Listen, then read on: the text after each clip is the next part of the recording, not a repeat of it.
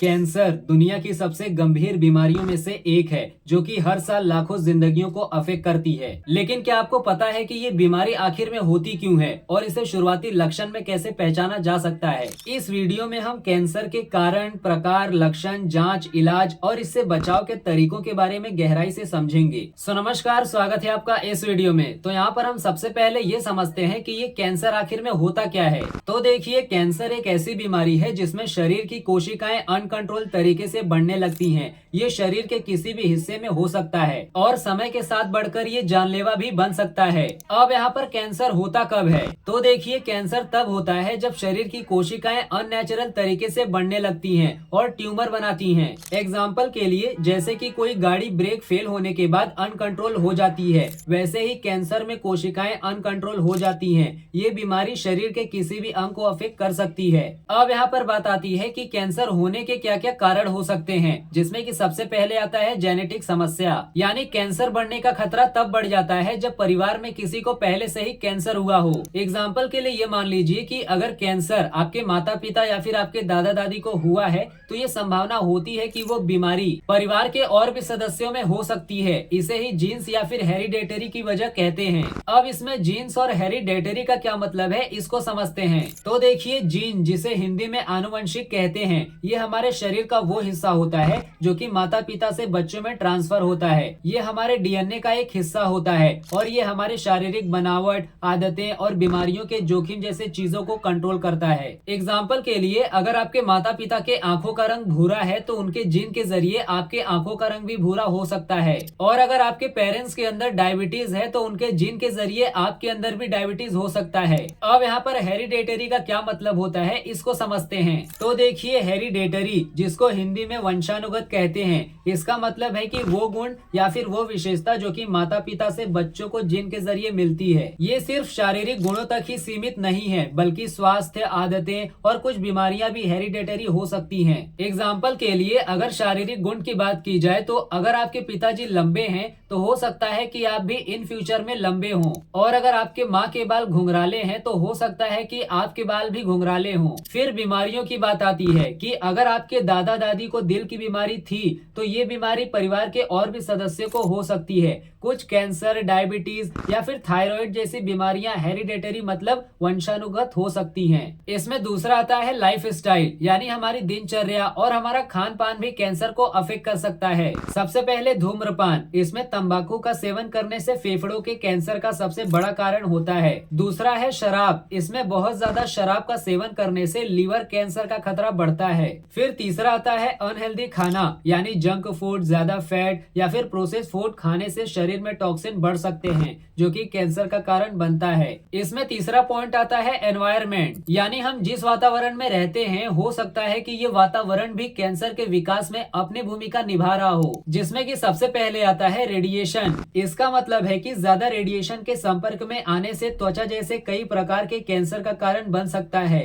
इसमें दूसरा पॉइंट आता है प्रदूषण। इसमें जहरीली गैसों और केमिकल से भरे वातावरण में सांस लेने से कैंसर का खतरा बढ़ सकता है। जैसे कि कोई कारखाने के पास रहता है जहां केमिकल्स हवा में घुलते हैं तो उसे कैंसर का खतरा हो सकता है। उसके बाद इसमें चौथा और लास्ट कारण आता है जिसको बोलते हैं इन्फेक्शन, यानी कुछ वायरस और बैक्टीरिया भी कैंसर का कारण बन सकते हैं। इसमें सबसे पहले आता है HPV, जिसका पूरा नाम है ह्यूमन पैपिलोमा वायरस। ये वायरस गर्भाशय ग्रीवा के कैंसर का कारण बन सकता है, यानी अगर कोई व्यक्ति असुरक्षित संबंध रखता है या फिर वायरस से संक्रमित है तो इसका प्रभाव कैंसर के रूप में दिख सकता है। इसमें दूसरा आता है हेपेटाइट B और C, जो कि लीवर कैंसर के खतरे को बढ़ाता है। अब यहाँ पर सबसे इम्पोर्टेंट सवाल है कि ये कैंसर आखिर में कितने तरीके के होते हैं, जिसमें कि सबसे पहले आता है कार्सिनोमा। ये त्वचा, फेफड़े, लीवर जैसे अंगों को अफेक्ट करता है। इसमें दूसरा आता है सार्कोमा, जो कि ये हड्डी, मसल और फैट को अफेक्ट करता है। इसमें तीसरा आता है ल्यूकेमिया।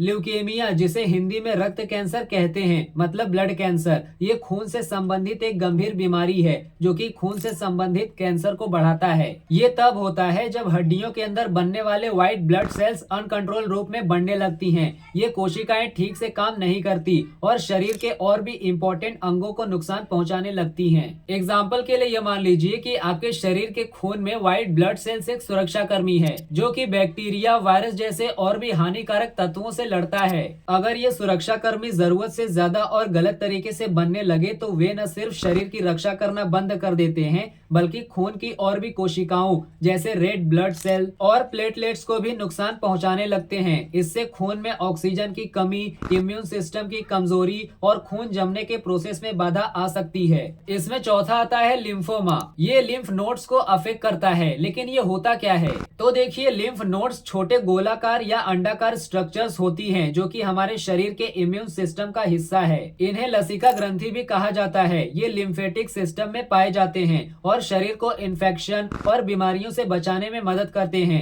ये शरीर में बैक्टीरिया, वायरस जैसे और भी हानिकारक पदार्थों को छानते और नष्ट करते हैं। अब यहाँ पर लिम्फ नोड्स कहाँ पर पाए जाते हैं? जिसमें कि सबसे पहले आता है गर्दन के पास, दूसरा है कांख यानी आर्मपिट, तीसरा है जांघ के पास यानी ग्रोइन, चौथा है छाती यानी चेस्ट, पांचवा है पेट यानी एब्डोमेन। यहाँ पर लास्ट कैंसर आता है जिसको बोलते हैं ब्रेन कैंसर। ये ब्रेन को और रीढ़ की हड्डी को अफेक्ट करता है। अब यहाँ पर कैंसर के लक्षण क्या हो सकते हैं, इसको समझते हैं। सबसे पहले आता है अनकंट्रोल तरीके से वजन घटना, दूसरा है थकान और कमजोरी महसूस होना, तीसरा है शरीर के किसी हिस्से में गांठ पड़ना, चौथा है लंबे समय तक खांसी या बुखार रहना, पांचवा है शरीर के किसी हिस्से से खून बहना और छठा है भोजन निगलने में परेशानी। ये लक्षण हो सकते हैं। जैसे कि आपके घर में अगर दरारें पड़ने लगे तो आपको एक संकेत मिलता है कि आपके घर में कुछ गलत हो रहा है। ठीक उसी तरह अब यहाँ पर कैंसर की जांच कौन कौन सी होती है, इसको समझते हैं। कैंसर के कंफर्मेशन के लिए डॉक्टर कई तरीके की इलाज करते हैं, जिसमें कि सबसे पहले आता है शारीरिक परीक्षण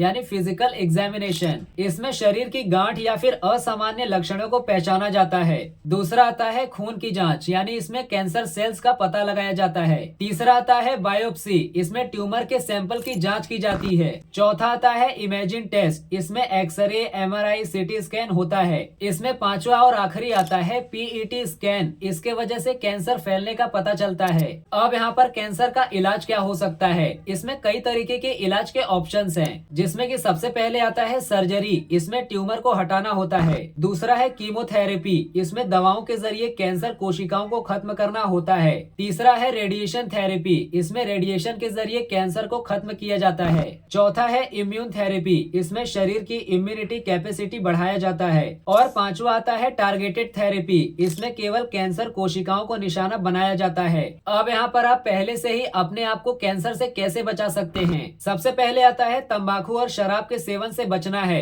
दूसरा आता है स्वस्थ आहार लेना है। इसमें तीसरा है कि आपको रेगुलरली 1 घंटा एक्सरसाइज करना है। जरूरी नहीं है कि आपको जिम में जाकर ही वर्कआउट करना है, आप अपने घर पर भी ये चीजें कर सकते हैं। चौथा है सूरज की किरणों से अपने आप को बचाना है। अगर आपको धूप लेना ही है तो आपको सुबह के 7 बजे से लेकर ज्यादा से ज्यादा 9 बजे तक ही रहना है। पांचवा आता है कि आप अपने हेल्थ को सालाना या फिर कुछ महीनों में चेकअप करवाएं। अब यहाँ पर हम कुछ सावधानियों और चेतावनी को समझते हैं। इसमें सबसे पहले आता है कि आपको किसी भी गांठ या फिर अननेचुरल लक्षण को नजरअंदाज बिल्कुल भी नहीं करना है। दूसरा पॉइंट आता है कि अगर आपको ऐसी चीजें दिखाई देती हैं तो आपको तुरंत जांच और इलाज करवाना है। यहाँ पर कैंसर एक गंभीर बीमारी है, लेकिन समय पर इसकी पहचान और इसका सही इलाज करके इसको रोका जा सकता है। यहाँ पर जागरूकता, सही जानकारी और हेल्दी लाइफ स्टाइल अपनाकर आप इस बीमारी से बच सकते हैं। यहाँ पर कैंसर से लड़ाई जीती जा सकती है अगर आपके पास सही जानकारी है और इच्छा शक्ति है तो। बाकी हम फिर मिलते हैं नेक्स्ट वीडियो में, तब तक आप हंसते रहिए, खेलते रहिए और मुस्कुराते रहिए।